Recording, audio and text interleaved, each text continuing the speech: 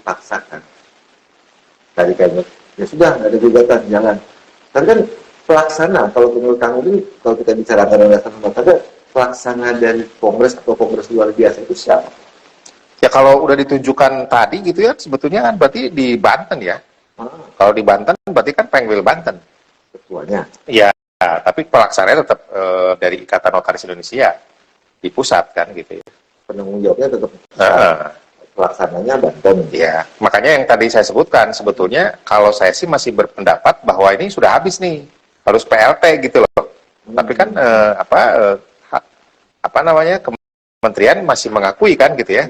Ya berarti kan anggapan kita ternyata berbeda gitu. Betul. Apa yang terjadi di lapangan kan gitu ya.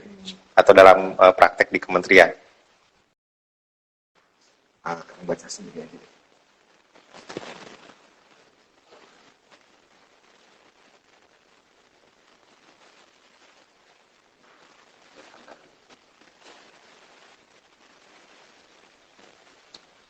Ya, kalau terkait dengan emang ada yang mau gugat, nah kan kita cerita dalam konteks normatif kan gitu ya.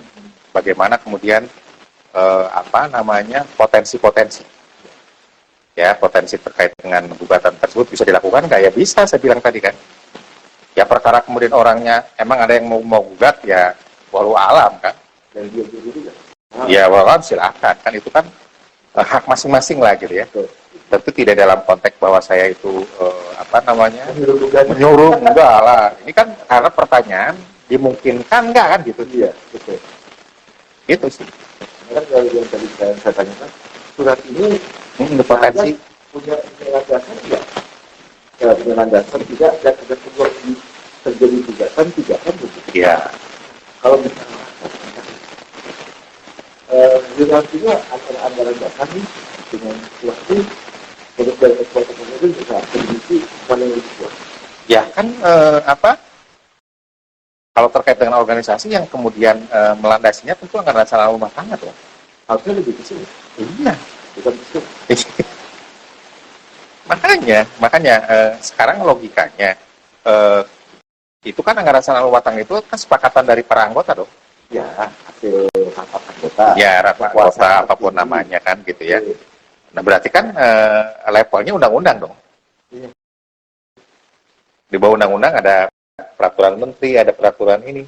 Iya, dan kalau nggak salah kan ini jadi tertuang di pasal 82 ayat 3. Iya. Nggak boleh lagi situ kan? Ada satuan hukumnya jelas. Iya. Di pasal 82 ayat 3 ada anggaran rumah tangga, anggaran dasar rumah tangga kan. Dalam meningkatkan kualitas notaris, anggota, dia yang dibentuk, anggaran dasar, anggaran rumah tangga, dan sebagainya. Nah,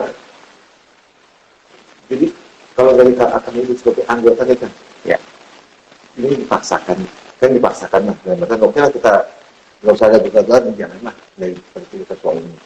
Sejauh mana legitimate-nya dari kacamata akademis? Ya, kalau saya sih berharap ya jangan sampai lah gugat-gugatan ya. Yang penting sih mungkin nanti kalau udah dilakukan proses pemilihan melalui kongres nanti harus dilanjutkan dengan kongres luar biasa gitu ya. Yang kemudian ya istilahnya itu berrekonsiliasi kan gitu ya. Bahwa ini udah oke ya kalian ya, jangan ada yang ini gitu. Misalkan ini gampangnya ya. Oke, anggaran dasar rumah tangga kita rubah ya gitu ya. Walaupun kita juga jangan ini banget 3 bulan harus dilakukan kongres lah ya, itu kan itu hal lain ya, karena memang anggaran dasar rumah tangga itu ternyata banyak bolongnya kan. Banyak yang harus kemudian diperbaiki, yang kemudian tentu hal-hal yang katakanlah dianggap harus diperbaiki ya perbaiki. Tapi legitimnya itu sejauh mana kalau dengan kondisi saat ini? Ya itu kalau kata saya sih memang potensi untuk ada gugatan sih mesti tetap terbuka lebar ya. Bukan berarti suruh gugat ya, bukan ya. Kalau anggota kan sudah jalannya kondisinya, apalagi ini salah satu, sekali lagi itu waktu saya lupa, salah satu calon anggota enggak lah, enggak.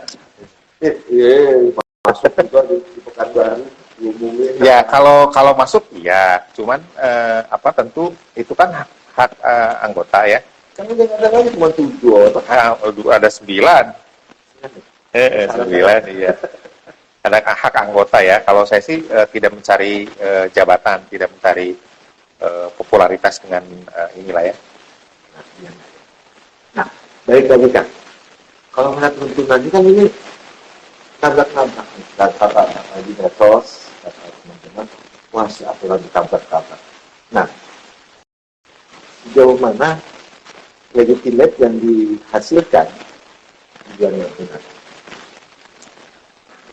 Kembali lagi dengan tadi pertanyaan, gimana ya? Ya potensi gugatan lah gitu ya.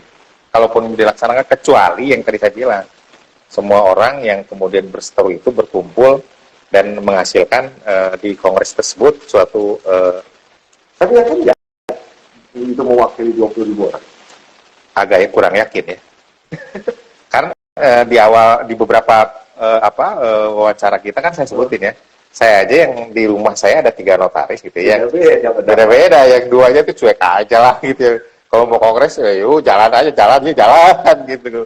Ngopi sama teman-teman dia, saya juga sama teman-teman ngopi gitu kan.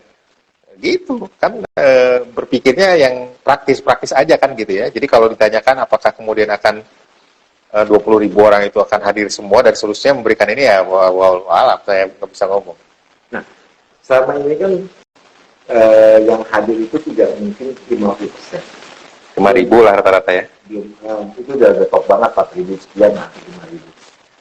Yang tidak hadir, seperti pertanyaan sebelumnya, yang tidak hadir ini kan anggota juga. Mungkin dia ada halangan atau tidak berkesempatan untuk hadir. Apakah dia punya hak juga? Ya hak semuanya lah. Makanya yang tadi yang di awal waktu pertanyaan terkait dengan KDK itu yang saya kurang setuju itu karena pilihannya itu tidak adil gitu ya. Yang tidak mengajukan pilihan dianggap menyetujui gitu loh. Kan gitu ya. Yang mengajukan pilihan oke, yang tidak gitu ya, dianggap tidak. Tapi yang juga tidak mengajukan dianggap setuju, yang tidak memilih gitu ya, itu dianggap setuju. Itu kan menurut saya tidak adil. Ya, kan ya. Kenapa nggak absen gitu loh? Ya, apakah 20.000 benar-benar harus diabsen? Enggak, di absen itu artinya yang setuju, oke, 1. Yang tidak setuju, 1. Yang absen itu yang tidak memilih, jangan dihitung sebagai orang yang setuju gitu loh. Ya, absen ya absen.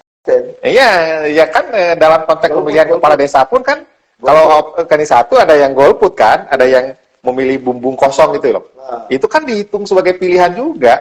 Golput ya pilihan tapi tidak punya pilihan. Iya, itu kan dalam konteks ini ya ada di PBB aja ada yang sebagai abstain, tidak memilih kan. Gue diem aja, no comment gitu kan. Harusnya dihitung ya. Iya, makanya itu yang saya bilang selalu KDK itu sebetulnya rawan gitu. Rawan. Tapi kenapa jadikan dasar? Nah itu yang makanya harus dirubah gitu kan, harus dirubah, harus kemudian dibuat sedemikian supaya aturan tersebut jangan dalam tanda petik dipergunakan untuk hal-hal yang sebetulnya tidak relevan. Yes, saat ini kan dipergunakan untuk sebagai dasar dikeluarkan itu. Nah itu yang saya bilang, karena saya orang yang tidak sependapat tentu menurut saya tidak relevan kan, tapi kan orang yang sependapat kan mungkin itu sebagai jalan keluar. Makanya itu harus dihilangkan gitu, hal-hal yang kemudian debatable itu jangan sampai ada lagi. Supaya apa? Supaya tidak ada perdebatan yang tidak perlu gitu. Oke.